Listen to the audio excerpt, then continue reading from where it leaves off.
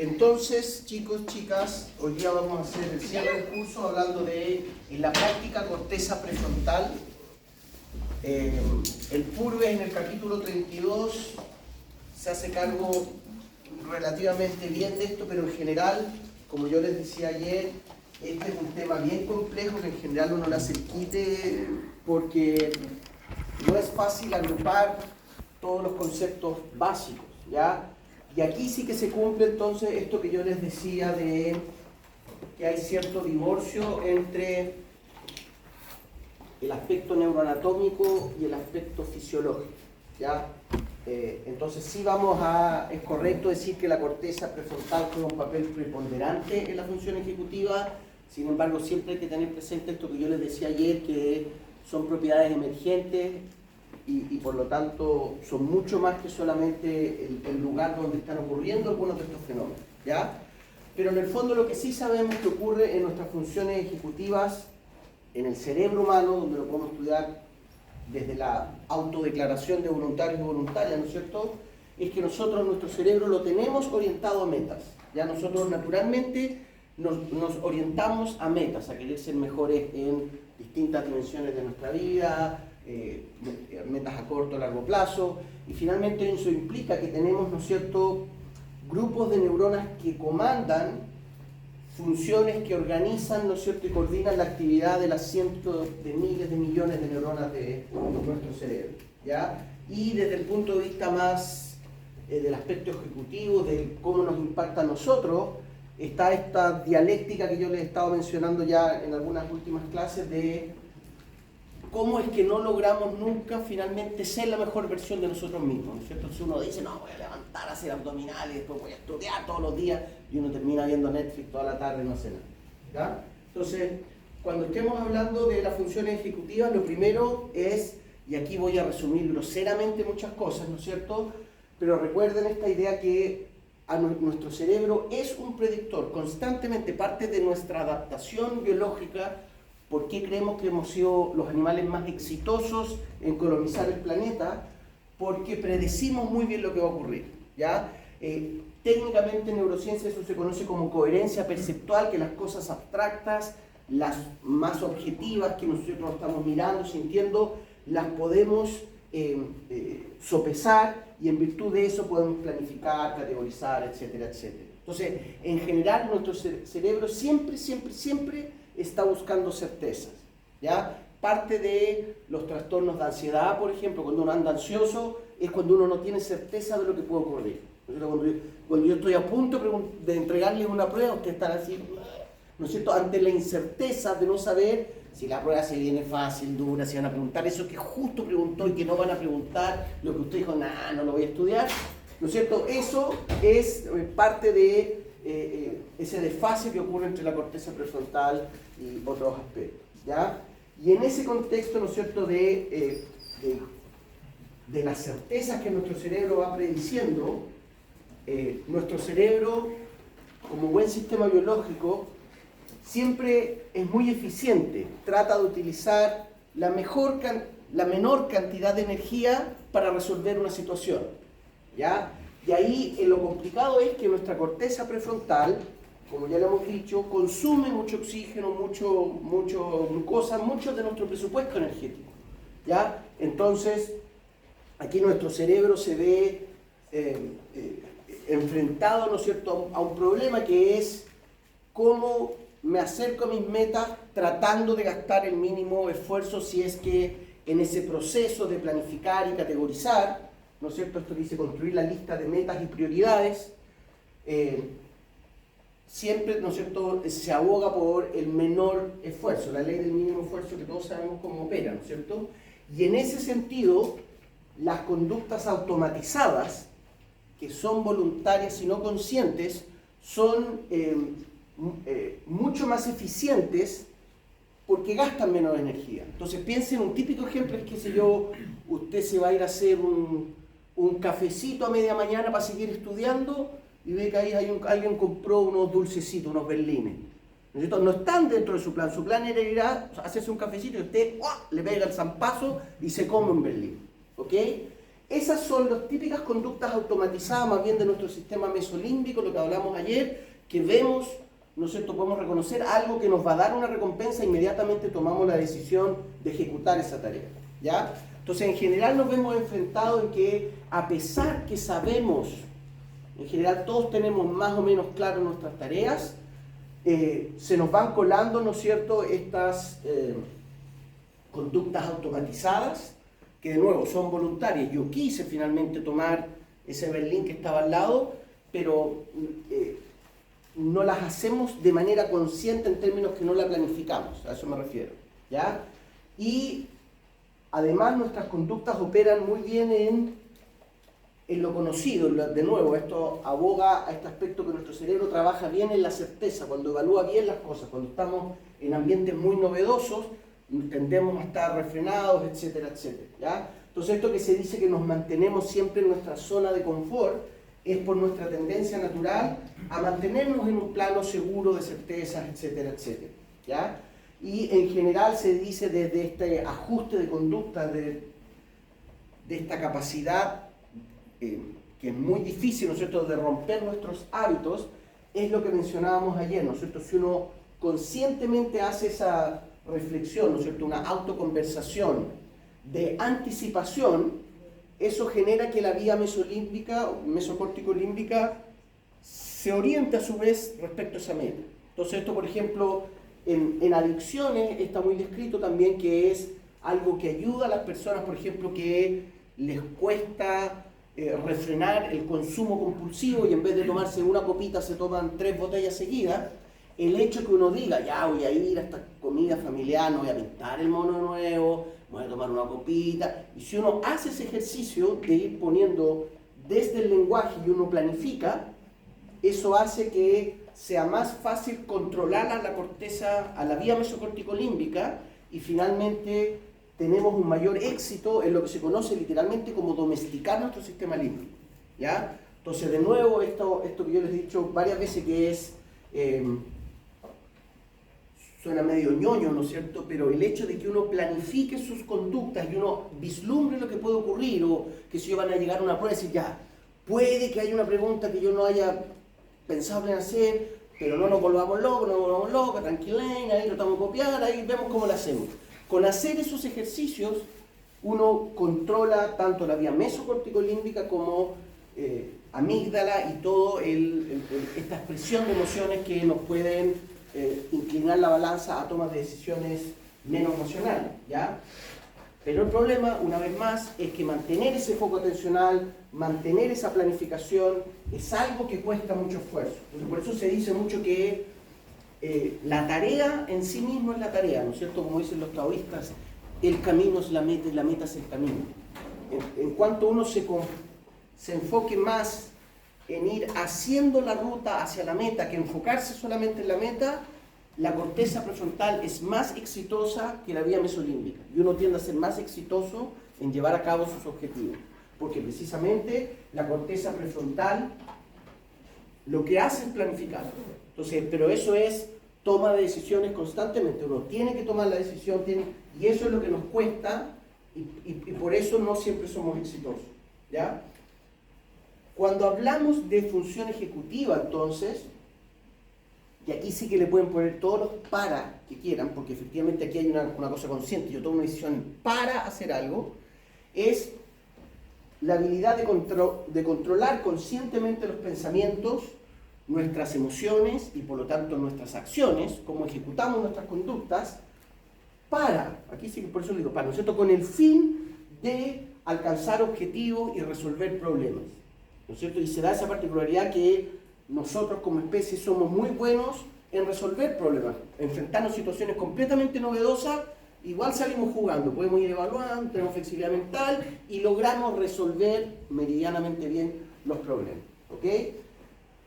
Cuando hablamos entonces de funciones ejecutivas, esa es una definición laxa que involucra todas estas capacidades, pero las vamos, ¿no es cierto?, las podemos calificar en el foco atencional, ¿no es cierto?, nuestra capacidad de atender algo, de decidir atender algo en desmedro del procesamiento de otras cosas, la memoria de trabajo, todo esto lo vamos viendo, o memoria operativa, que es la capacidad de retener información relevante, es lo que se conoce como memoria a corto plazo también.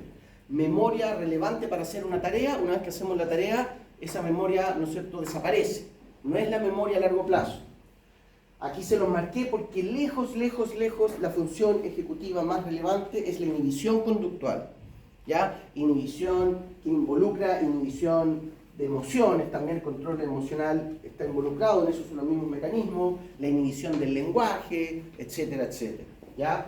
Categorización, planificación y flexibilidad mental, ¿no es cierto? Es toda esta capacidad que ya la hemos discutido bastante, algo de esto vamos a ver, y por supuesto lo más complejo de nuestro cerebro, que es el pensamiento abstracto. Aquí quiero dejar claro, porque el otro día en Santiago lo discutimos un poco, pensamiento abstracto es pensamiento racional. Ya no se queden con esa idea que lo racional y lo abstracto son cosas distintas. El pensamiento lógico matemático, nuestro lenguaje que tiene una lógica innegable, es algo totalmente abstracto, no existe fuera del constructo del lenguaje. ¿Ya? Entonces a eso nos referimos con todo este mundo abstracto, ¿no es cierto?, que nosotros construimos. ¿Ya? Y como les decía ayer, sabemos que estas funciones ejecutivas descansan en la corteza prefrontal. Nosotros vamos a hablar básicamente de la corteza prefrontal dorsolateral, ¿no es cierto?, hacia dorsal y lateral, la orbitofrontal y la que está hacia adentro, la medial o ventromedial, porque está un poquito incluida hacia la región más ventral, ¿ya? Pero como les decía ayer, estas son regiones claves en comandar estas funciones, pero van a estar involucrando aspectos parietales, hipocampo, el gobierno del sistema límbico, mucho más complejo que solamente estas regiones, ¿ya? Y bueno, aquí voy a divagar nomás solo para que sepan que esto está mucho más compartimentalizado, y hay gente que habla de la dorsomedial prefrontal, la frontopolar, etcétera, etcétera, pero en realidad, lejos de verlo como distintas pequeñas estructuras que hacen distintas cosas, es todo lo contrario, ¿no es cierto? Entonces, nosotros nos vamos a quedar con la calificación más sencilla, como lo habíamos dicho, creo que en algunos otros sesiones, ¿no es cierto?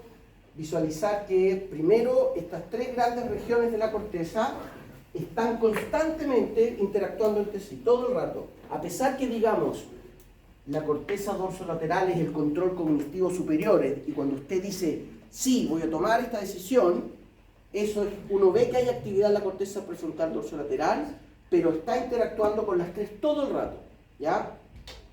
Pero en general todos estos aspectos más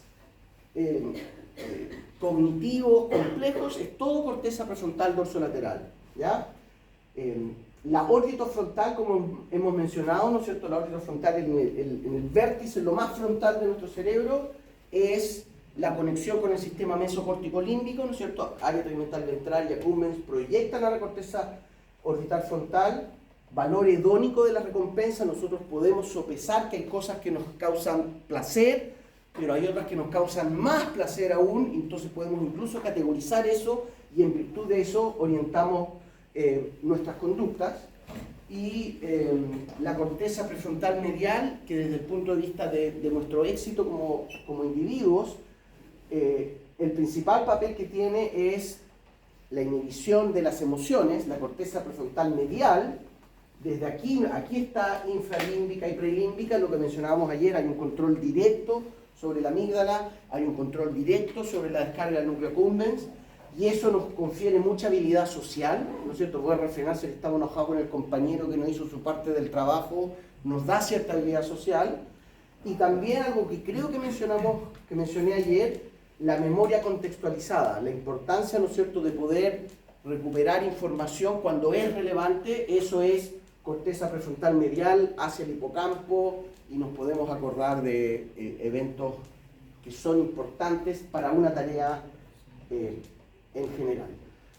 Pero en general, ¿no es cierto?, cuando hacemos este tipo de tareas cognitivas, las tres áreas de la corteza prefrontal están funcionando, pero particularmente en la toma de decisiones conscientes. Entonces, quizá el ejemplo más claro es, para poner dos ejemplos, cuando uno controla, no sé, usted está enojado porque en realidad le habían dicho que no sé qué, no tenía que hacer esa parte del trabajo.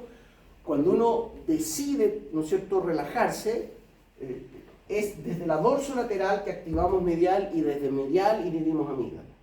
O cuando usted decide no tomarse esa sexta botella de cerveza en el ámbar, es desde la corteza dorsolateral hacia el órbito frontal que lo inhibe. ¿Ya? Entonces, toma de decisiones siempre viene de acá. Entonces, hay cierta jerarquía en la cual dorsolateral es lo racionalmente superior. ¿Ya? Miren, aquí les voy a poner un ejemplo que en general lo ponía al final de las clases, pero ante la evidente, nos va a faltar tiempo, lo voy a poner inmediatamente. Esto es un estudio que se hizo en Austin, una ciudad de Texas, que es la ciudad con mayor tasa de obesidad en el país, con mayor tasa de obesidad del mundo, que es Estados Unidos. ¿Ya? Entonces es un estudio que se hizo con personas control, personas sanas, ¿no es cierto? Y personas obesas con trastorno alimenticio. Y estamos hablando de obesidad a nivel Texas, no esta pancita de mamífero que es casi sana. Entonces, ¿qué es lo que se hizo? En corto, a ambos grupos se les presentaba, estaban con esto, ¿no es cierto? Podíamos estar viendo con resonancia magnética funcional la actividad de la corteza dorsolateral, la medial y la prefrontal. ¿Ok? Y lo que se hacía era, entonces los estudios eran que llegaban en ayunos los y las voluntarios, y en los desayunos se les ofrecían distintos tipos de comida. ¿Ok? Y en general, ¿qué es lo que pasa? ¿No es cierto? Que las personas, de nuevo, no sé si se llaman las sanas, pero que tienen una buena cultura alimentaria y que están bien en el peso, por supuesto que a todos se nos activa la corteza prefrontal, órbito frontal, cuando vemos cositas ricas, ¿no es cierto? Y predecimos que si las vamos a comer va a ser satisfactorio, ¿no es cierto? Un pastelito, etcétera. Pero se activa mucho la corteza prefrontal dorsolateral, que es la que es más abstracta y considera otros atributos del alimento, ¿no es cierto?, en el beneficio de uno. Entonces dice, ya, este pastelito se ve rico, corteza orbitofrontal así, come, pero la dorsolateral dice, no, es muy calórico. Y uno inhibe su conducta y no se la come. ¿Ok? Entonces uno restringe el consumo de alimentos en virtud de esos otros beneficios, ¿ya? Y en esa inhibir la conducta, entonces se ve que primero se prende la corteza orbitofrontal, vemos el pastelito, la dorsolateral se prende después, dice, ojo que eso es muy calórico, y a través de la corteza prefrontal medial inhibimos la vía mesocórtico-límbica y logramos refrenar el impulso de comerse, ¿ya? En contraposición en las personas que estaban declaradas, insisto, el trastorno de comer compulsivamente, lo que se observa en esas personas obesas es que se les activa mucho más la corteza orbitofrontal, ¿no es cierto?, ante la misma presentación, porque recuerden que están todos en el mismo buffet, y tienen muchísima menos actividad de la corteza dorsolateral, que es la que nos refrena y es la que sopesa todos esos atributos, el impacto calórico, etcétera, etcétera. Y por lo tanto, ante ese nuevo escenario, la conducta que prevalece es la conducta de comer. ¿Sí? Y ahora, y eso cómo se traducía en estas señales, que uno veía que en esas personas, la corteza prefrontal medial, que es la que controla finalmente, ¿no es cierto?, que el sistema mesocórtico-límbico esté empujando por orientar la conducta, se activa menos y por lo tanto uno ejecuta la conducta de comerse 25 pastelitos. Y ahora, entonces, en el estudio lo que hacían era, las propias personas con obesidad reportaban que sí querían ser parte del estudio, que querían bajar de peso, etcétera, etcétera. Entonces, en esas personas, ¿no es cierto?, con trastorno alimenticio, pero que estaban motivadas por bajar de peso, aquí se hacía cierto grado de intervención, etcétera, etcétera, uno veía que lograban recuperar actividad de la corteza prefrontal dorsolateral, que estaba baja y ahora empieza a ser tan activa como la de las personas con un peso normal, y finalmente entonces lograban superar la actividad orbitofrontal de comer impulsivamente, y por lo tanto inhibían la corteza, a través de la corteza medial, inhibían ese efecto y lograban refrenar la conducta. ¿Sí? Entonces eso, lo que quiero decirle es que esto nos muestra en general cómo están operando las tres cortezas, ¿ya? Y cuando estamos, una vez más, cuando estamos estresados, la que más sufre de las cortezas es la prefrontal dorsolateral. Entonces, cuando uno está estresado, no se va a negar el pastelito y uno va y se lo come. ¿Ya? Andrés, ¿qué más? Pero entonces, ¿esa trastorno alimenticio sería porque de origen tuvo inhibida la corteza prefrontal lateral? ¿O el trastorno fue lo que le pegó? Digamos, ¿esto fue antes o fue después? Ya, en este caso en particular no se estudió eso, ¿ya? Y lo que en general pareciera ocurrir, bueno, hay de los dos casos, hay trastornos alimenticios que son más bien un toque con la comida, ¿ya? Y hay otros que nacen, que son los más habituales, nacen del desorden metabólico, y que estos grandes aumentos de insulina y leptina ya no generan saciedad, y eso es una escalada que empieza desde el hipotálamo y empieza a capturar la vía mesolímbica, sobreactividad mesocorticolímbica, etcétera, etcétera. ¿Ya? Pero en ambos casos, finalmente, cuando está instalada esa conducta, lo que uno observa es que, y esto es muy parecido a lo que ocurre en la adicción o en el consumo controlado de alcohol, por ejemplo. ¿Ya? Que la persona, aquí si en vez de ser comida fuese alcohol, tendríamos que poner alcohólico en vez de trastorno alimenticio. Es el mismo concepto, independiente. Como lleguemos a esa conducta, cuando la conducta está instalada, lo que vemos es que prevalece la corteza prefrontal, la orbitofrontal, y por lo tanto no logramos inhibir a través de corteza prefrontal medial, amígdala y la vía mesocorticolímbica, y por lo tanto orbitofrontal sigue activándose y se nos genera esa conducta compulsiva. ¿Ya? Ahora, un aspecto importante también que lo mencionábamos ayer, ¿no es cierto? Recuerden esta idea que la corteza prefrontal no termina de madurar sino más o menos a los 20 años. ¿Ya? Entonces, cuando uno ve la neocorteza en general, particularmente el lobo frontal, sabemos que más o menos hasta el año, los 2 años, nuestro cerebro sigue floreciendo, se llama así tal cual, ¿no es cierto? Que cada vez vamos teniendo más sinapsis, más espinas dendríticas, y más o menos desde los 2 a los 16 años es donde ocurre la poda sináptica, ¿ok?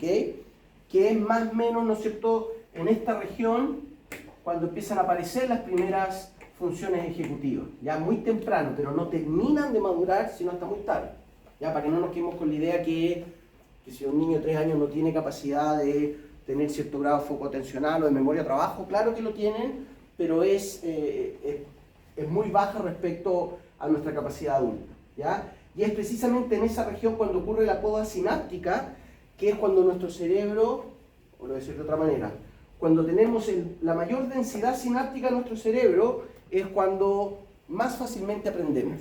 Entonces, si usted quiere aprender un idioma, lo voy a decir de otra manera, las personas que aprenden a hablar un segundo idioma a los 2 años, lo aprenden muy bien y lo hablan casi como una persona nativa, ¿no es cierto? Entonces, imagínate, se va a ir con su guagua a Estados Unidos, con una guagua de 2 años, probablemente va a hablar un inglés muy bueno, ¿ok? Si uno se va a ir a Estados Unidos a los 40 años, probablemente hable un inglés, this is the window, this is the door, así medio, ¿ya? Y tiene que ver con eso. Entonces, cuando ocurre esta poda sináptica, van desapareciendo muchas sinapsis, pero no las que están siendo reforzadas. Lo mismo con estudiar violín desde temprano o más tarde, algo que hemos mencionado antes, ¿ya? En el contexto de la corteza prefrontal, ya como muy temprano empieza a tener memoria de trabajo y hay conectividad de la corteza prefrontal con particularmente las vías visuales dorsal y ventral, y eso es particularmente relevante en el reconocimiento de caras, ¿no es cierto? Para una guagua es muy relevante reconocer a sus figuras parentales desde muy temprano, y la segunda gran conectividad que se genera desde muy temprano es con el hipocampo, por lo tanto empieza a aparecer la memoria autobiográfica, y con las áreas de la corteza dorsolateral cerca de lo que se conoce como el área perisilviana, ¿sí? La cisura de Silvio, donde está el área de Wernicke, de Broca, y es cuando empiezan las vocalizaciones, ¿no es cierto? Que esa guaguita ya sabe que el lenguaje es ¿no es cierto?, una dimensión muy importante para conectar, pero no saben que no se comunican, entonces empiezan y no sé si qué linda la guaguita, y 4 o 5 horas, y dice qué linda la guaguita, ¿sí? Pero eso es algo que de alguna manera nos demuestra también que nuestro cerebro, muy rudimentariamente, ¿no es cierto?, aprende muy rápido que reconocimientos faciales y que el lenguaje son cosas muy relevantes, ¿ok? Por ejemplo, no sé si tiene que ver con esto en verdad, pero ¿de qué depende que hay niños, por ejemplo, que tienen literal recuerdos de los 2 años y otros desde los 7 años? En general eso tiene que ver con ambiente enriquecido. En general tiene que ver con cuando hay estimulación, y era algo que justo lo comentaba el otro día en una clase en un doctorado de psiquiatría. Hay algo que, por ejemplo, lo hacemos porque es una muestra de cariño, pero no les hace bien a los niños, es hablarles así como, ¡ay, el guaguito, chica lindo, mira el guau guau! Lo que uno debiera hacer es hablarles como adultos. ¿Se fijan? Y si uno quiere, esta es mi opinión, si uno quiere demostrarle cariño, usted lo besa, lo papacha, le hace cariño. Pero en el lenguaje uno debiera hablarle con palabras de adulto, pronunciándole bien, porque eso lo va entrenando y le va realmente estimulando estas áreas, ¿no es cierto?, de conexión. ¿Ya? No les hable como milico a los cabros chicos tampoco, ¿no? Pero entienden el punto, ¿no es cierto? No les desarrolla el lenguaje. Y eso se sabe que genera un enriquecimiento en las conexiones córtico-hipocampales. ¿Te fijas? Y lo otro, que en este enriquecimiento de ambiente desde muy temprano, finalmente hay recompensa, y eso te genera lo que mencionamos ayer, etiquetar eventos con una emoción. Y eso genera que queden autobiográficamente, se te van acumulando y por lo tanto van haciéndote más compleja te van enriqueciendo tu vida finalmente. ¿Sí? No entendía el gráfico. ¿Qué significa el punto azul? Ya, es que estaba, sí, son hitos, es que no quería meterme en ese tema porque va a ser más complejo, pero son hitos en que podemos definir que se están consolidando ciertos eventos. Por ejemplo, sabemos que las guaguas incluso ya a los 6 meses ya pueden tener memoria de trabajo, pueden reconocer ciertos aspectos, hay un estudio que muestra que reconocen la voz de la madre y empiezan a vocalizar, ¿se fija? O pueden reconocer información que pueda ser relevante para que les den algo, ¿ya?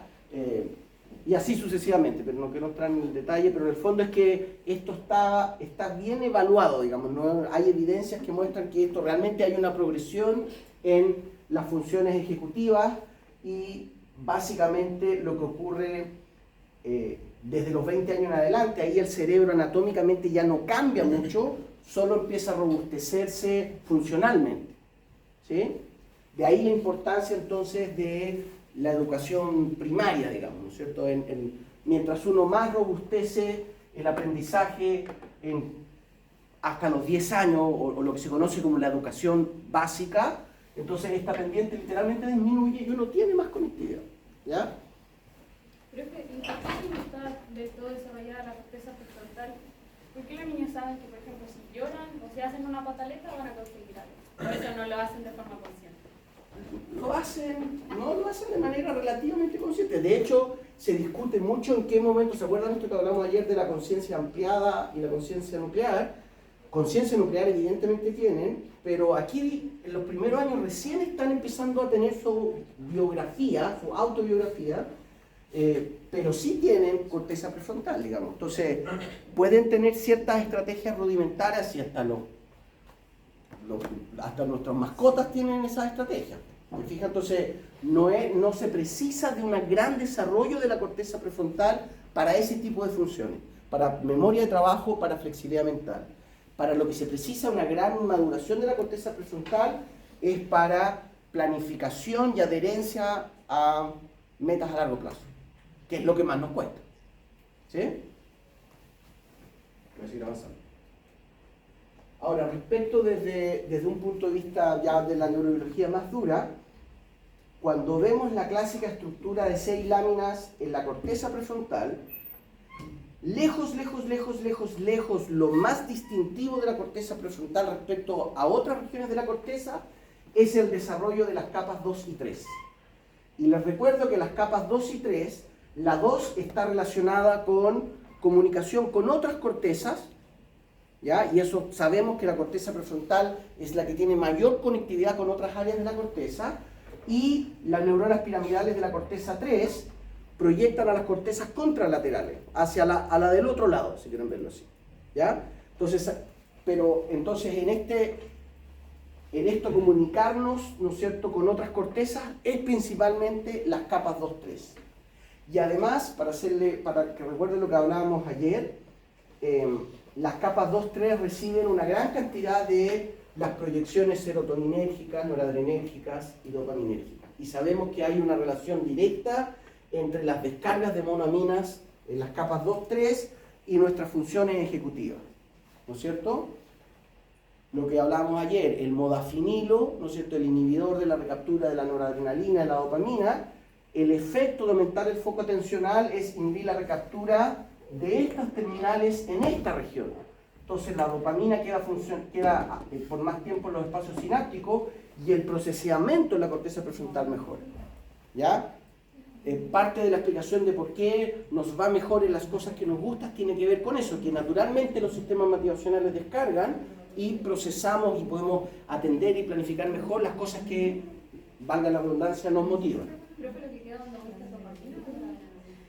Ambas, o serotonina, ¿ya?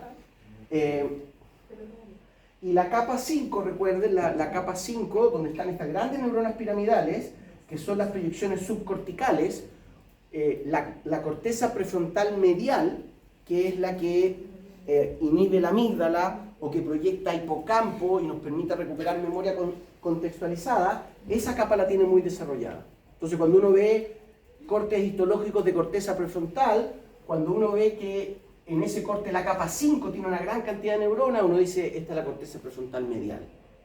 En cambio, la corteza prefrontal dorsolateral, que es el jefe así que está echado para atrás, solo conversa con corteza. Yo no converso con estructuras subcorticales. No.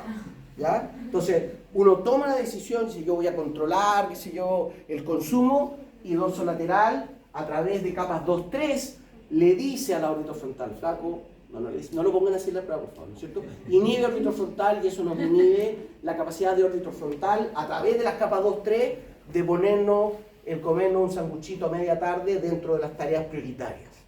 ¿Ya? Muchas de las entradas histaminérgicas, ¿se acuerdan que ayer les decía que TMN, nuestro núcleo que nos aumenta la vigilia, llegan directamente a la capa 5 de las neuronas piramidales? ¿Ok?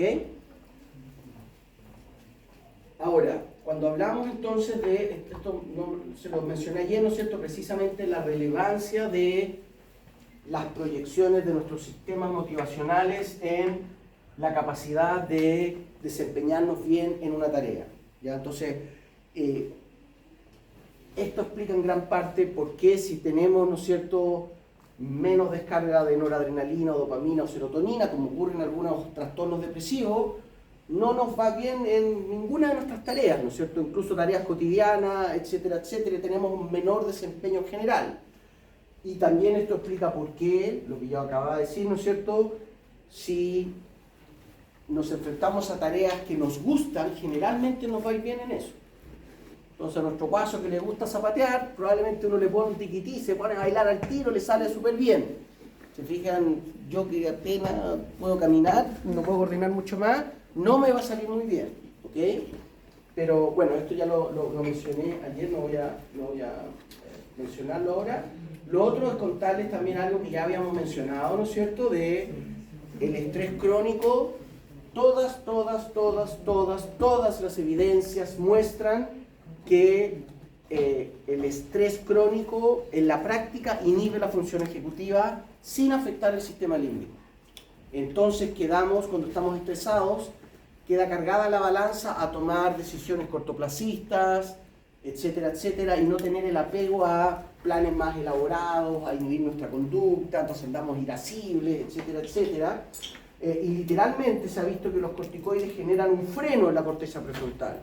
Ya es una suerte de, no es una anestesia técnicamente, pero pareciera que estuviese anestesiada la corteza prefrontal. Muchos de estos estudios, creo que alguna vez lo mencioné en alguna clase, se iniciaron, por ejemplo, en en la cárcel de mujeres de Glasgow, el puerto de Escocia, en que en general en cualquier cárcel, ¿no es cierto?, el nivel de estrés que hay, todos sabemos cómo es ese ambiente, y genera una tremenda desinhibición de la conducta, y uno se pone mucho más violento, verbal y físicamente, etcétera, etcétera, ¿ya? Y la respuesta a eso, lo que todos sabemos, ¿no es cierto?, el hacer ejercicio literalmente remueve estos efectos de frenar la función ejecutiva por los glucocorticoides, ¿ya?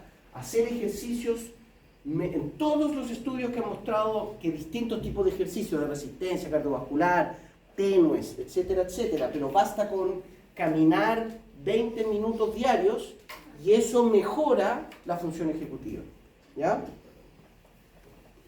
No voy a explayarme mucho sobre eso, voy a hacer el catálogo de algunas cosas. El infame caso de Phineas Gage, ¿lo conocen? ¿Han escuchado hablar del caso de Phineas Gage? ¿Sí? ¿Por qué se llama el infame caso? Porque para él fue muy malo, pero para la neurociencia fue muy bueno, ¿ya? En corto, él, en un accidente, tuvo una lobotomía perfecta de la corteza prefrontal, ¿ya? Pero ¿cuál es la gracia del caso? Esto ocurrió más o menos en 1850. Él era en la época en que Inglaterra estaba instalando toda su red ferroviaria en la isla, en Gran Bretaña, y por lo tanto se precisaban, ¿no es cierto?, grandes grupos de trabajo, y Phineas Gage, entonces ¿por qué es tan claro su caso? Porque como él era el capataz, ¿no es cierto?, estaba siendo evaluado psicológicamente de manera periódica, entonces hay evaluación de su personalidad antes y después del accidente, ¿ya? Entonces, las dos características del caso de Phineas Gage que lo hacen tan famoso es lobotomía perfecta de la corteza prefrontal y que tenemos el control previo y después del accidente, ¿ya? Entonces, lo que se dice que Phineas Gage era el capataz a cargo de toda la vida porque era muy eficiente en planificar el trabajo, en orientarse a la meta, cumplir los plazos, etcétera, etcétera. Era particularmente bueno en relacionarse socialmente con sus subalternos, se iban al bar, echaba la talla, pero se preocupaba de ellos. Entonces, imagínense, una persona súper ejecutiva finalmente, ya balanceaba muy bien todos esos aspectos.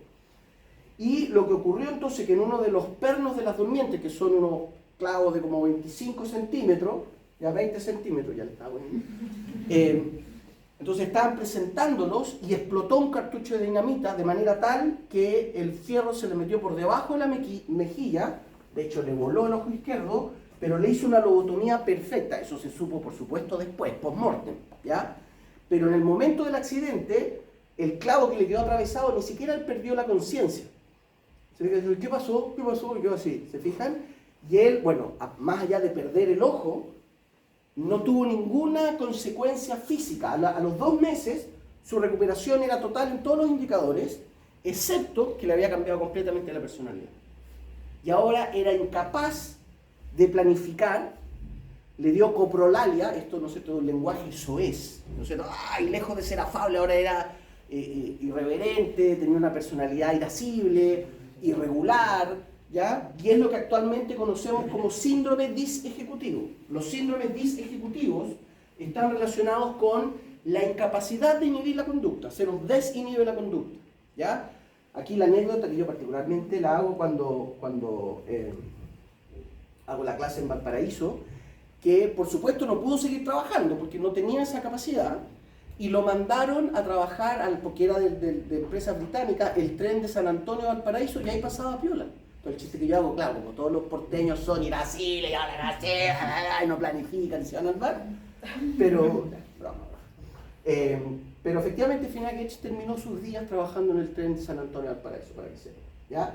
Pero eso fue un caso, hay otros también, pero fue un caso emblemático que nos mostró efectivamente, ¿ya? Cuando se murió, todo el mundo, poco menos, todo el mundo quería que se muriera Phineas Gage, ¿no es cierto? Para saber qué había pasado, y la disección de la corteza prefrontal no había tocado las cortezas adyacentes ni las suplementarias motoras, nada, era exclusivamente una lobotomía de la corteza prefrontal, y lo que había ocurrido es que ahora era otra persona. No, que también vi un caso de una persona que sufrió de trastorno obsesivo compulsivo, pero se empezó a extremos, o sea que básicamente no podía vivir, porque, no sé, de esas personas que tienen que estar como horas en el baño limpiándose después de la ducha. Y fue tanto el extremo que al final terminó por tomar la decisión de suicidarse, Claro. y se disparó, no murió, pero sí le dañó la parte de la corteza prefrontal y le quitó eso. Bueno, claro. Bueno, Cierre, creo. existe, claro. No es una terapia sugerida por darse un balazo en la corteza prefrontal, pero efectivamente muchos de los trastornos obsesivos compulsivos uno ve una sobreactividad de la corteza prefrontal órbitofrontal, que es la que recuerden, es la que nos logra meter una tarea. Entonces la corteza dorsolateral hace las 10 tareas importantes que van a estar ahí aflorando en la conciencia práctica, y la corteza orbitofrontal es la que nos va metiendo, ¿no es cierto?, la tarea de, por ejemplo, comerse ese berlín que usted no había pensado, o tomarse, ya voy a tengo que dejar de dar eso, ¿ya? Se me fue la cabeza. Pero en el trastorno obsesivo compulsivo es un caso parecido a lo que ocurre en las adicciones. Por eso yo les decía ayer, la adicción en la práctica es un TOC en que tú tienes, por ejemplo, la obsesión de lavarte las manos y haces la conducta compulsivamente. Y desde la corteza, o revisar un típico toque es revisar las puertas que están todas cerradas.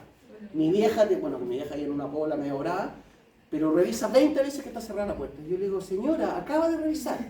Y ella me dice, ay, sí lo sé, pero déjame tranquilo, que me quedo más tranquilo si reviso de nuevo. Y eso, yo me imagino la corteza orbitofrontal así, vamos a ver cuando se muere le vamos a dar un...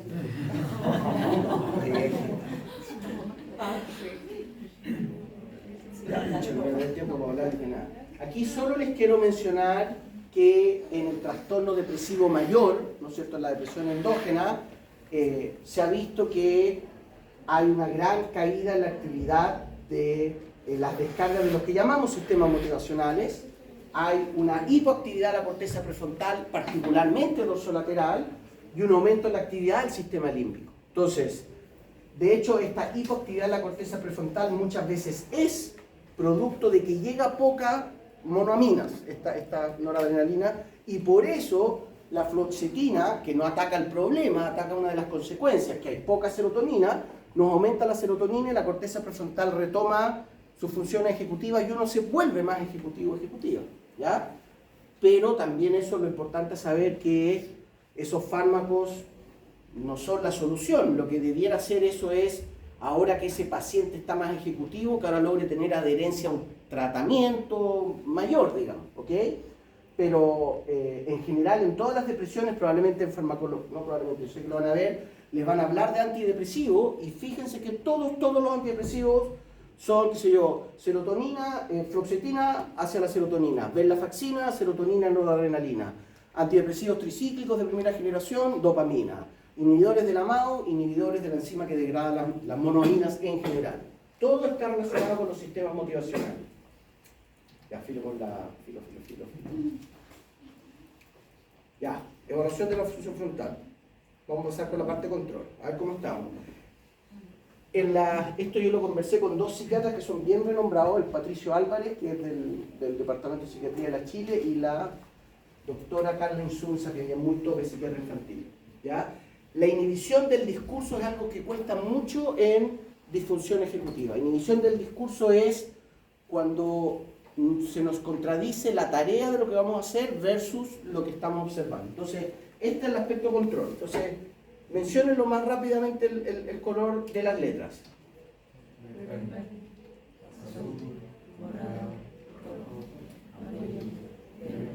Perfecto, ¿cierto? Ya, ahora atentos. A ver si lo hacen tan perfecto y tan rápido. Ya, atento.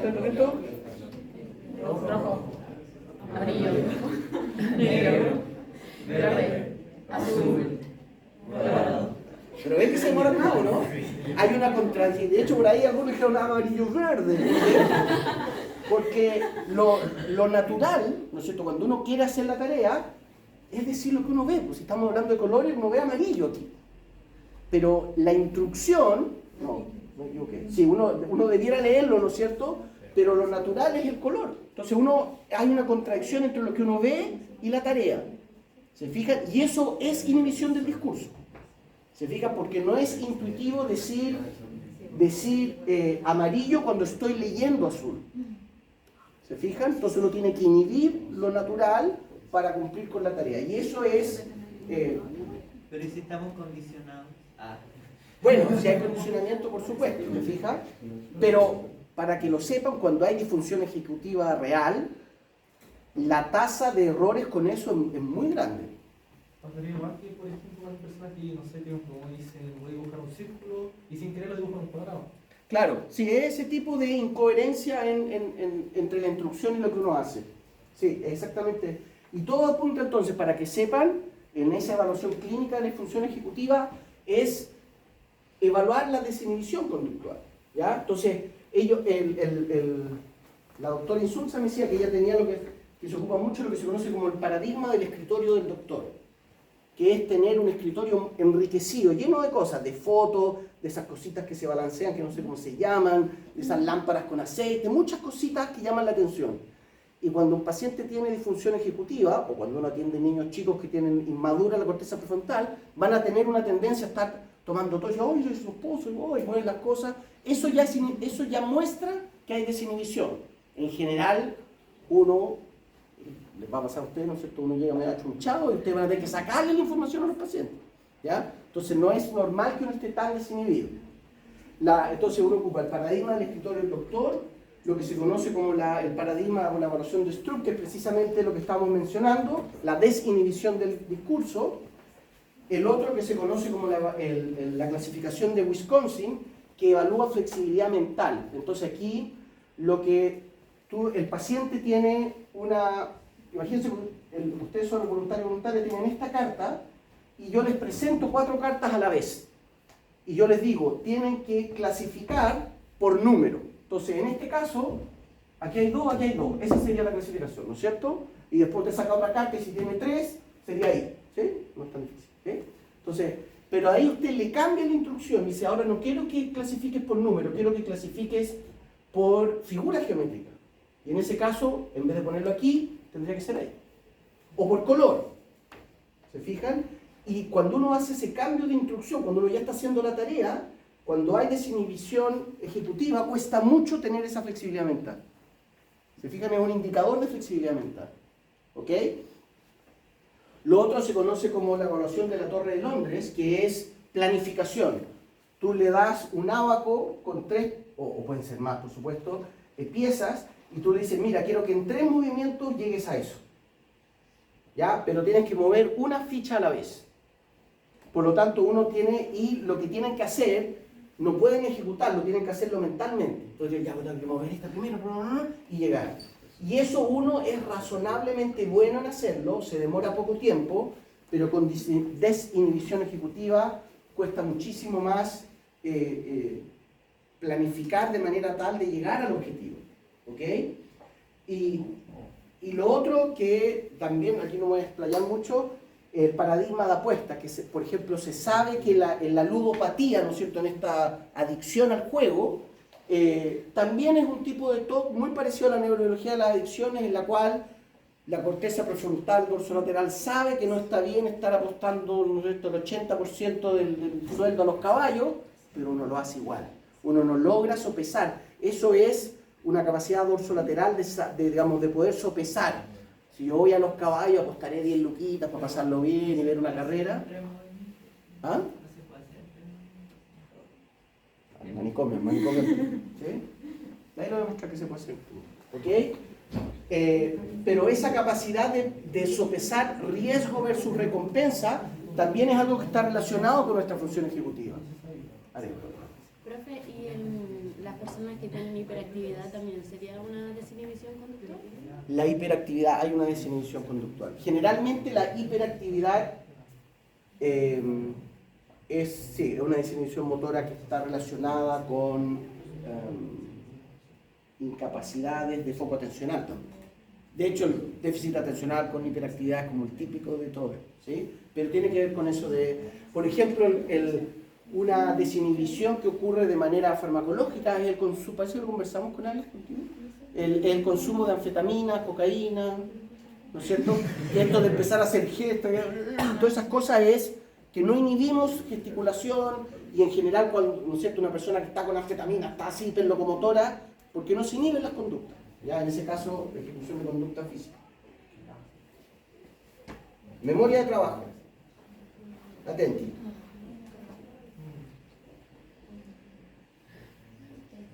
¿Ya? ¿Sí? Le dije atenti. ¿Sí? ¿Sí o no? Ya, una vez más.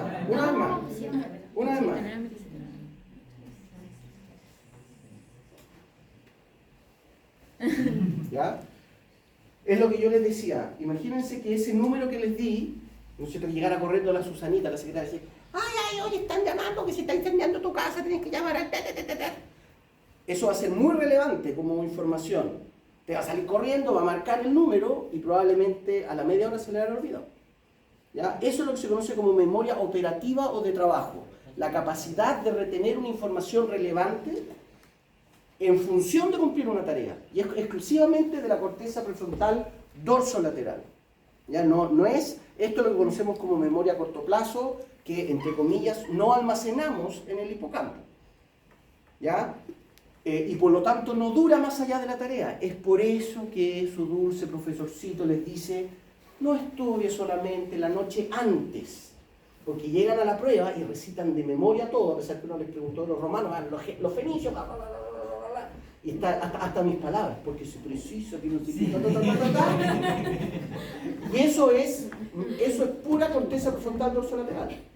Y después de un par de semanas no se acuerdan de nada. Entonces yo les pregunto ahora la ecuación del condensador de la membrana, el condensa aquí, ¿te fijas?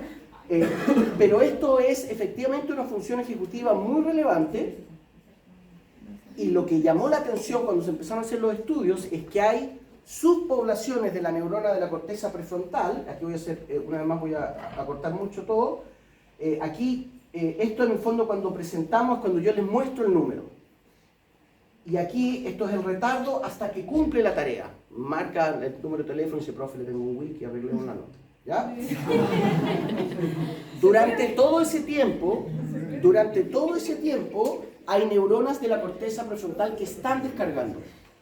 ¿Ya? Entonces llama mucho la atención porque en ausencia del estímulo se ve que responden, ¿no es cierto?, a la proyección de que esa es una información importante para una tarea a corto plazo. Entonces, desaparece el estímulo y las neuronas empiezan a descargar.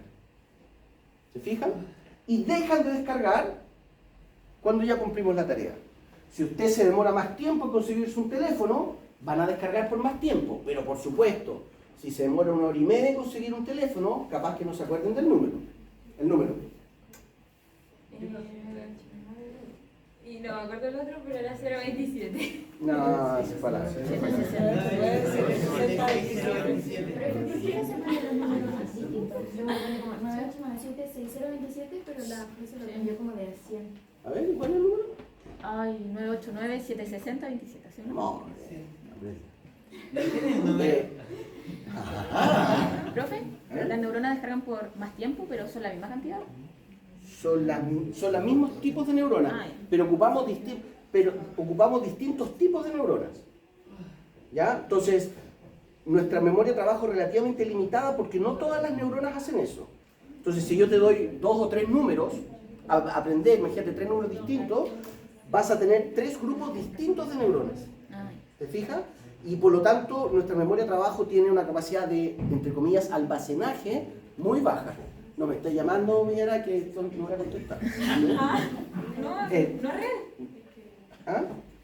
Cállese, entienda. Foco atencional, ¿ya? Entonces, ¿qué es lo importante? Que esto nos confiere ser muy ejecutivos, porque eso es flexibilidad mental también. Es decir, estamos atendiendo otra cosa y aparece algo que es relevante. Por lo tanto, lo categorizamos. Es relevante ir a marcar el número, no el número de teléfono. ¿Ya? De hecho, en mi root, 9.897. No, no, imposible. Ya, bueno, no es mi root. Okay. 60 y algo, 9.897.602-7. ¿Es mi root? Profe tiene como 60. ¿Y por qué? No son el 70. Todos los del 70 son como 2. Y de hecho, para que sepa, señorita, antes uno no sacaba carnet cuando nacía. Yo saqué mi carnet como a los 8 años cuando fui a Rosario a ver a mi padre. Entonces, pero ya. Cerremos ese capítulo del carneo, teléfono, profesor. Da lo mismo lo que sea. ¿Okay? Después, Ahora que tengo curiosidad. Los vamos a dejar. Lo vamos a buscar en notificador. la memoria de trabajo tiene una capacidad limitada. No se van a acordar de ese número si no es relevante. ¿Se fijan?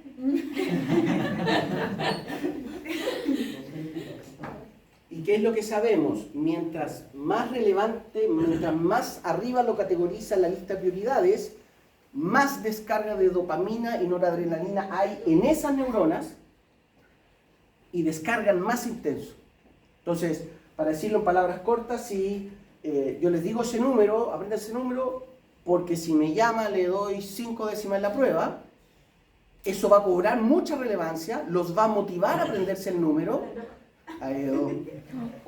y eso genera entonces, en esa motivación de saber que esto es muy importante, descarga de dopamina y noradrenalina y nos mejora la memoria de trabajo.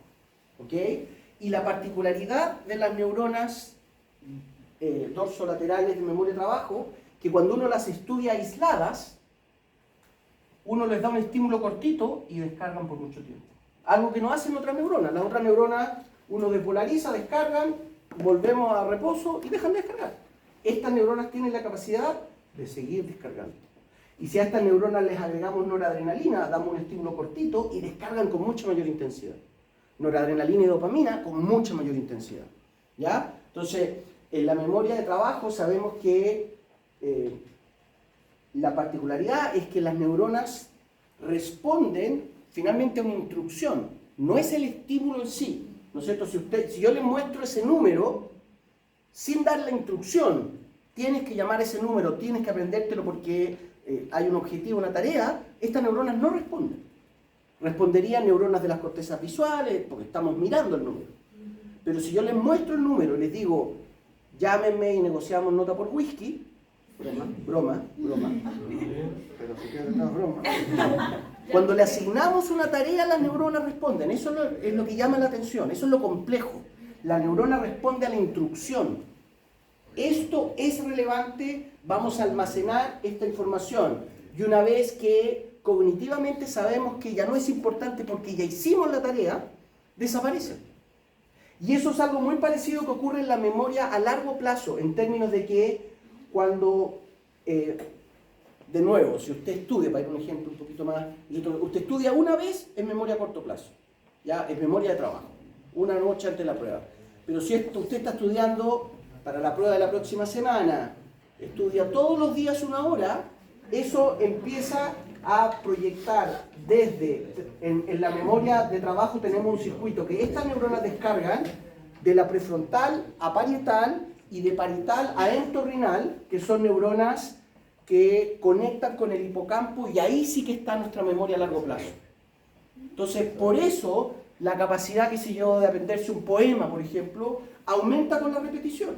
O bueno, aprenderse de memoria la materia como hacen ustedes, ¿no es cierto?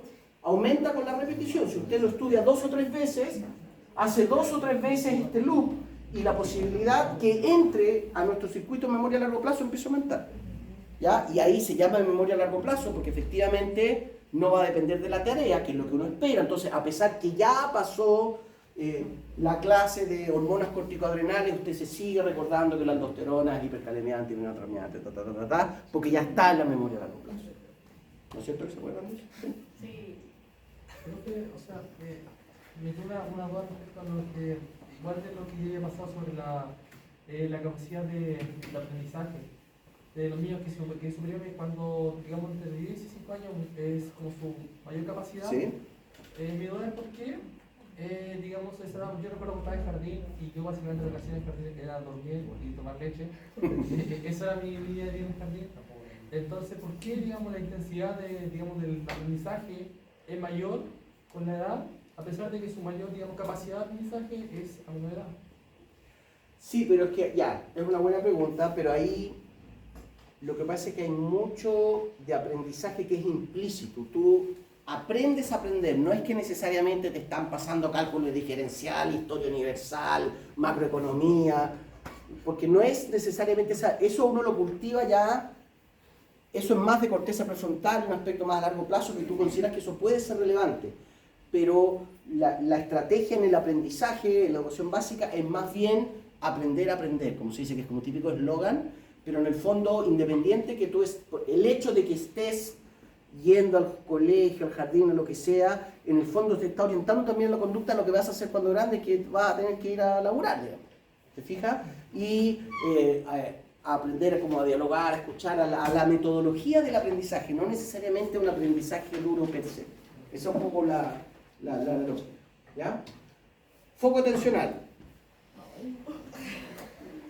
¿Cuántos círculos hay? ¿Ok? ¿Están listos? No. Chao. Y si todos tienen ahí. Ya, ¿cuántos círculos hay? Pero claro, puedo hacer. Ya. Ahora, si la pregunta es esta, 12. ¿cuántos cuadrados? Cállate el foco,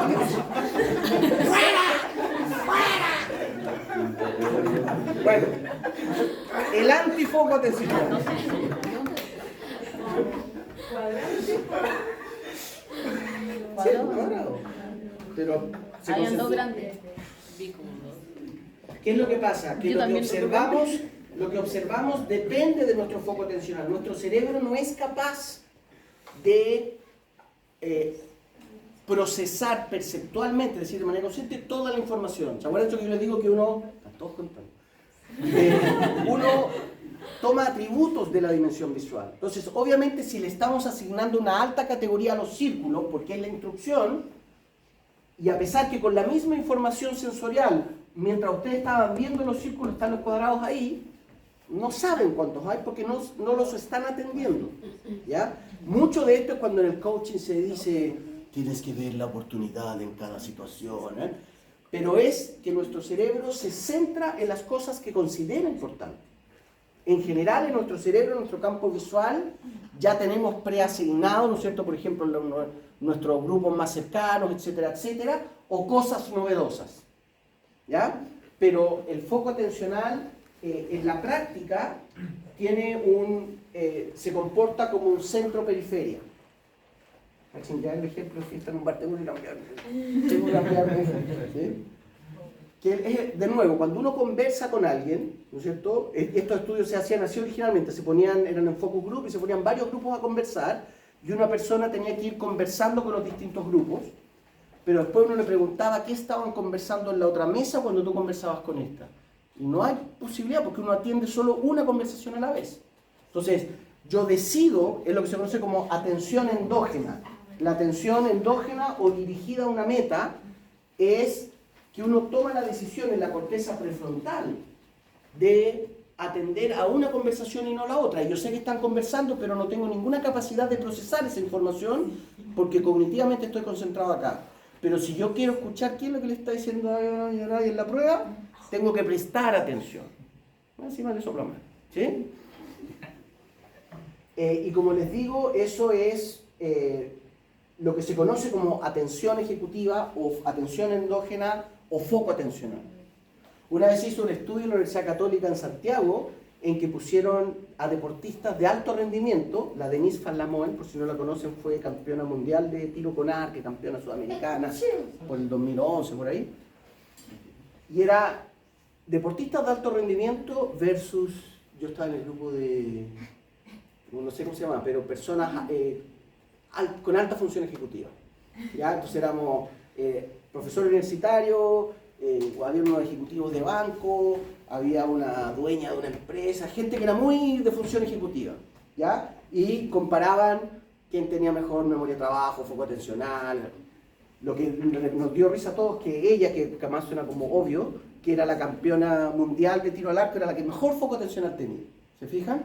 Pero a lo que voy yo es que es algo que uno cultiva, ¿no es cierto? Y lo que yo he dicho varias veces, al igual que hacer ejercicio hace que usted le aumente la masa muscular, trabajar, planificar, sentarse a hacer esos ejercicios, nos mejoran el foco atencional, nos mejoran la memoria de trabajo, nos mejoran todas las funciones ejecutivas. ¿Ya? Aquí la distinción que quiero hacer, ¿no es cierto?, que la atención exógena se conoce también como la bottom-up, es decir, que viene desde abajo hacia arriba, arriba siendo la corteza. Y la atención exógena es más bien esa adaptación. Si hay un ruido, uno inmediatamente ¡bum! ¿Qué es esto? Una novedad, es algo inesperado, ¿no es cierto? En la certeza de nuestro cerebro, no debe haber un ruido fuerte en una clase, no debe, pero si aparece un ruido, inmediatamente uno lo atiende, ¿ya? Eso es un reflejo y es atención exógena. Lo que estamos hablando aquí es endógena. Yo decido atender lo que estoy estudiando. Y cuando uno hace eso, uno inhibe, eso es lo centro-periferia. El centro es lo que yo decido atender y la atención exógena desaparece. Y no sé si alguna vez a usted le ha pasado, pero a veces, no sé, uno está cautivado leyendo un libro en una conversación y te pueden hasta hablar, interpelar directamente y uno no escucha. ¿Sí? Porque uno realmente inhibe ese procesamiento. Creo que entonces en lo que está haciendo lo de ejecutismo atencional es la atención ejecutiva la que estaría alterada. Exactamente. Esta va a depender directamente de las descargas de noradrenalina en la corteza prefrontal dorsolateral. Miren, esto es un ejemplo. Perdón. Es que también, digamos, con una visión de túnel, de tratar de enfocar algo que no, literalmente no se ve. Exactamente, exactamente. Y eso es. Mira, me voy a pasar a esto para mostrarles el esquemita. No. Ah, me fue a la vez. Ya, está mucho más lejos. No voy a alcanzar a ver todo. Igual tenemos tiempo. Miren, lo que les quería decir, se han hecho estudios de nuevo de imágenes funcionales de cerebro en estas cabinas en que el piloto y el copiloto pueden manejar, en una cabina simulada, por supuesto. ¿Ya? Entonces, cuando a ti te piden manejar, uno ve que el cerebro está muy inhibido en su procesamiento, que solo está en activo una región que se conoce como el campo visual frontal, porque uno está atendiendo lo que tiene que atender, que es manejar. Pero si esa persona que va manejando, ahora tú le pasas el control al copiloto, ¿se entiende eso, no? ¿Qué estoy diciendo? Uno inmediatamente, al no estar atendiendo el manejo, uno ve que la corteza prefrontal, particularmente las temporales parietales de asociación, se ven muy activas.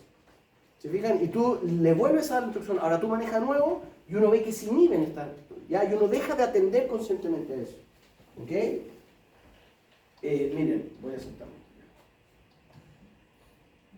Lo que sabemos que ocurre cuando hay atención, foco atencional, y es correcto decir, descansa en la corteza prefrontal dorsolateral, pero sabemos que ahí en parte está la decisión de tomar atención, ¿no es cierto? Uno tiene que decir, ya, voy a ponerme a estudiar, voy a atender esto que tengo que leer. Y sabemos que ahí se genera una proyección a lo que se conoce, lo que le estaba diciendo recién, el campo visual frontal, que genera un movimiento sacádico de ojos. Entonces, movimiento de ojos hacia la región que vamos a atender, ¿ya? Y cuando hay una atención, de hecho hay algunas evaluaciones en eso, cuando se evalúa si alguien está mintiendo, no sé si han escuchado, yo ni me acuerdo cómo es, pero si mira hacia la derecha y para arriba está mintiendo, y si para la izquierda no, algo así. Está claro, pero está relacionado con que incluso cuando hacemos un pensamiento abstracto y que nuestro foco atencional no está dirigido a algo en nuestro campo visual, el campo visual frontal se activa y nos genera un movimiento sacádico de ojo, ahora no me acuerdo, creo que hacia la derecha, pero hacemos el movimiento, ¿ya? Y además tenemos lo que se conoce como el área intraparietal lateral,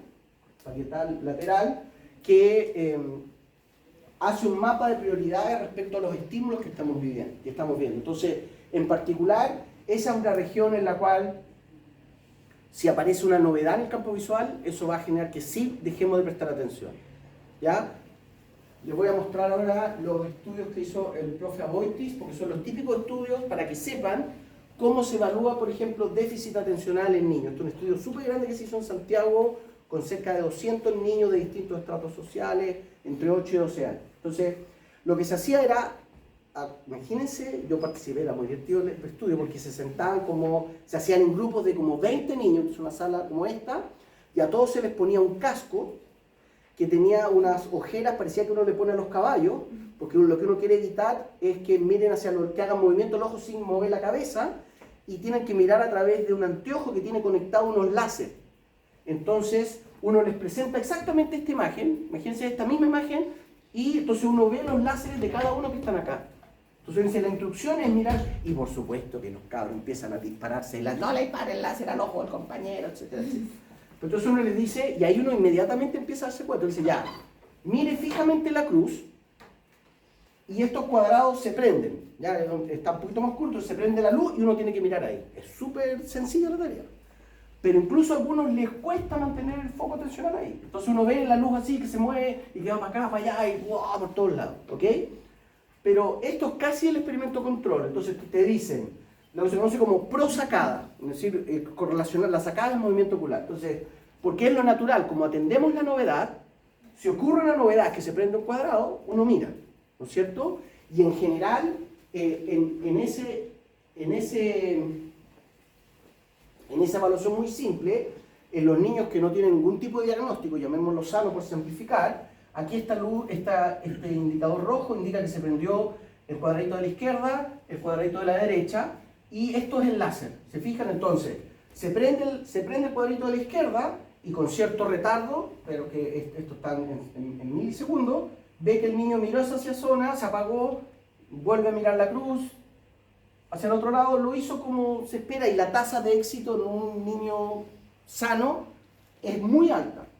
En cambio, en los niños que ya estaban diagnosticados con déficit atencional, con hiperactividad, hay una gran tasa de éxito, por supuesto, porque es normal mirar algo nuevo, algo que se prendió una luz, pero les cuesta mantener la visión centrada en la cruz, y aquí ocurrió de hecho lo que se conoce como un error de anticipación, que ocurre mucho en el déficit atencional, en que el niño hizo un movimiento sacádico, ¿no es cierto?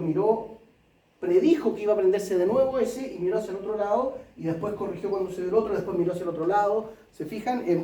Ya empieza a mostrar evidencias de que no le resulta tan fácil una tarea tan sencilla. Ahora, cuando uno hace la tarea que es la complicada, la verdadera evaluación, que es muy parecida a la inhibición del discurso, ya que es cuando se prenda uno, mire el otro, que eso es contraintuitivo, porque una vez más tendemos a mirar lo novedoso. Entonces, si se prende una luz y mirar por otro lado es una instrucción extraña y es función ejecutiva.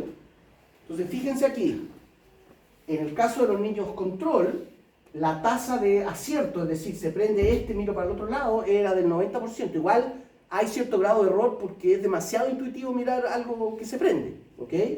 Pero en el caso de los chicos y chicas con déficit atencional, la tasa de error era casi el 50%. Rápidamente corregían porque se acordaban, pero tendían a mirar siempre la novedad, que es lo que sabemos que ocurre en el déficit atencional.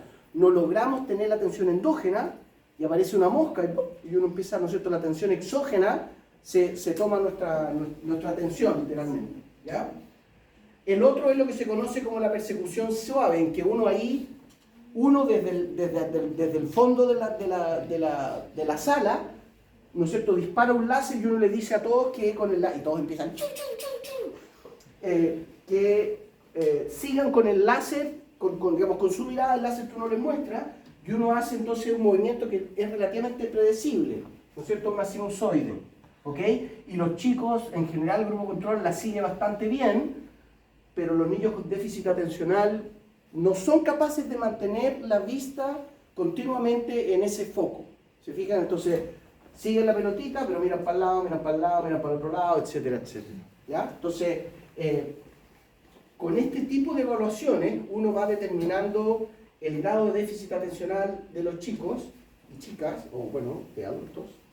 Y finalmente, ¿qué es lo que les iba a decir? Que lo que sabemos que ocurre en la gran mayoría de los déficits atencionales, que las proyecciones noradrenérgicas a la corteza prefrontal son las que permiten inhibir procesamiento sensorial que es irrelevante a la tarea. ¿Ya? Esto es lo que yo les decía en corto, que cuando uno decide prestarle atención a algo, hay un trabajo activo de nuestro cerebro y es priorizar. Esta tarea es importante, por lo tanto, la conversación que tienen en la mesa al lado de la biblioteca no es relevante. Y literalmente uno tiene la capacidad de inhibir ese procesamiento. ¿Se fijan? Pero de nuevo, como eso tiene un costo, no es fácil mantener el foco atencional por mucho tiempo. ¿Ya? Todos los estudios sugieren que la capacidad de mantener foco atencional en un adulto que tiene un entrenamiento, que ya ha tenido, ¿no es cierto?, una instrucción primaria, está entre el rango de 45 a 100 minutos. ¿Ya? Es por eso que los módulos, las clases duran 90, 80 minutos, ¿no es cierto? Porque no es posible estar 2 horas seguidas, ¿no es cierto? Y la lógica de eso, cuando dice voy a estudiar 8 horas, uno tiene que parcelar eso con momentos de relajo, porque uno no puede estar atendiendo tanto tiempo, uno se cansa, ¿ya? Aquí de nuevo lo mismo de la campana de Hertz que les mencionaba, sabemos que eso correlaciona exactamente bien con descargas de noradrenalina y dopamina en esas regiones, ¿ya? Escucha, estoy súper atrasada. No tenemos clase después. laboratorio. Sí, sí. Pero les voy a mencionar otras cositas para que las tengamos presentes, nomás que es muy parecido a lo que hablamos de la memoria de trabajo, que sabemos que hay otro tipo de neuronas de la corteza prefrontal dorsolateral que siguen instrucciones no relacionadas con la memoria de trabajo. Entonces aquí, ¿qué es lo que se hace? Es lo mismo, ¿no es cierto? Uno, con los mismos estímulos, yo te digo, van a empezar a aparecer en la pantalla objetos, personas, cualquier cosa, pero cuando aparezcan caras humanas, por decir algo, tú tienes que mirar a la derecha. Ya, y uno lo hace relativamente bien. Y después tú cambias la instrucción, tú dices, ahora cuando aparezca un semáforo tienes que mirar a la derecha. Con el hecho de cambiar la instrucción, cambia el patrón de descarga de las neuronas, ¿ya? Lo que les quiero decir en ultra corto es que las neuronas del subgrupo de las neuronas de la corteza prefrontal dorsolateral, distinta a la del foco atencional, son capaces de seguir instrucciones. Y si uno cambia la instrucción, cambian su descarga, ¿ya? Y eso es algo que no sabemos cómo ocurre, pero sabemos que si inhibimos esas neuronas, uno no es capaz de seguir instrucciones. ¿Qué parece que les pasa a algunos?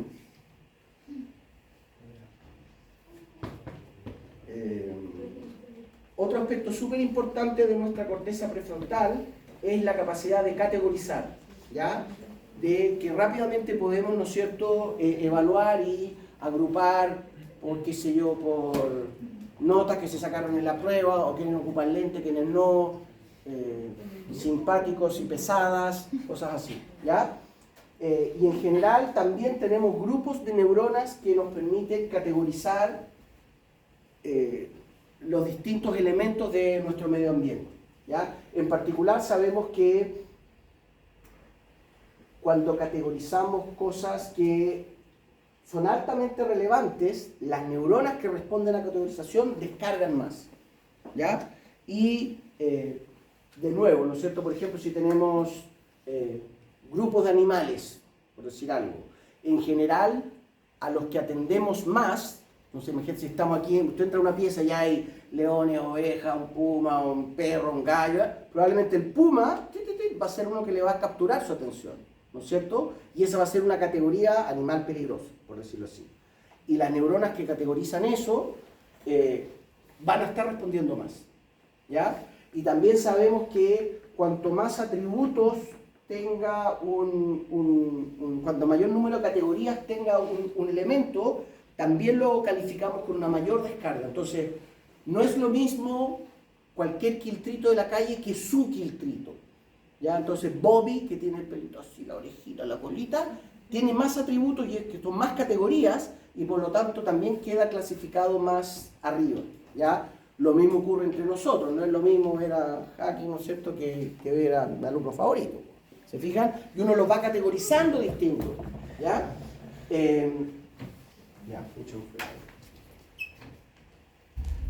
Esto ya lo habíamos mencionado, la vía mesocorticolímbica, ¿se acuerdan?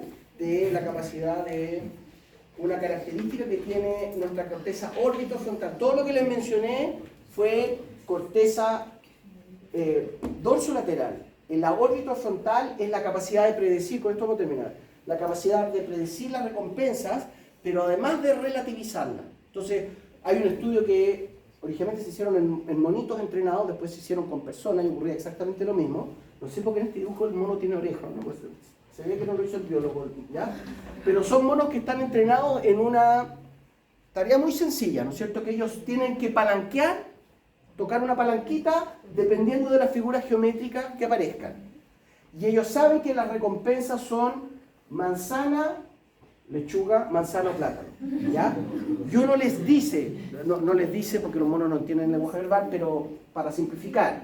Entonces, vamos a hacer el grupo en que las recompensas son solo lechuga o manzana, ¿ya? No te vamos a, cuando aparece una cruz, la recompensa es un plátano, pero ahora solo vamos a hacer lechuga o manzana. Y ya sabemos de antemano, porque esos estudios se hacen, que al monito le gusta más la manzana que la lechuga. Y que descarga más su corteza orbitofrontal cuando hace la tarea, no cuando recibe la manzana, porque sabe que la hizo bien y sabe que le van a dar una manzana. ¿Ya? Cuando hace la tarea cuando aparece el triángulo, sabe que hizo bien la tarea, sabe que le van a dar una lechuga, la corteza orbitofrontal descarga, uno sabe que está sintiendo cierto grado de placer porque sabe que hizo la tarea bien y que le van a dar un premio, pero no descarga tanto porque sabe que si se hubiese prendido el cuadrado iba a obtener una manzana. ¿Se entiende eso, no? Ya, y aquí lo que llama la atención es que cuando uno hace el cambio y dice ya, ahora en vez de la posibilidad de que sea lechuga manzana, va a ser manzana o plátano. Y uno le hace el mismo tarea, aparece el cuadradito, hace la instrucción y en vez de descargar mucho, descarga poco. Porque él sabe, él predice que si hubiese aparecido el triángulo, le iban a dar una manzana. Entonces, se fijan, y esto es súper elaborado porque el mismo estímulo, la misma tarea, pero el animal predice que ahora no es la recompensa más rica. Y por lo tanto, siente menos placer, que además todos sabemos, entonces uno le entrega una nota y dice, ¡oh, un 6.5! Y hacen unos bailes y dicen, oye, ¿por qué no dice que todo un 6.6? Y la recompensa, y uno siente menos recompensa. ¿Se fijan? Y esa capacidad de relativizar las recompensas en virtud de los escenarios posibles es una función ejecutiva muy elaborada que descansa en la corteza prefrontal orbitofrontal, ¿ya? Porque está relacionada con las recompensas y con la predicción de las mismas. Ya chicos, vamos a dejar hasta aquí porque estamos demasiado pasados. Otro que venía era del control de las emociones, pero es lo que hablamos ayer. Así que no me quita mucho eso. Hasta llegaría la frase. Ya está el momento. Voy a preguntar así. A preguntar en su ruta, en la moneda. Ya chicos, entonces. Van a sacar la cuenta, van a sacar. Vamos a calcular juntos.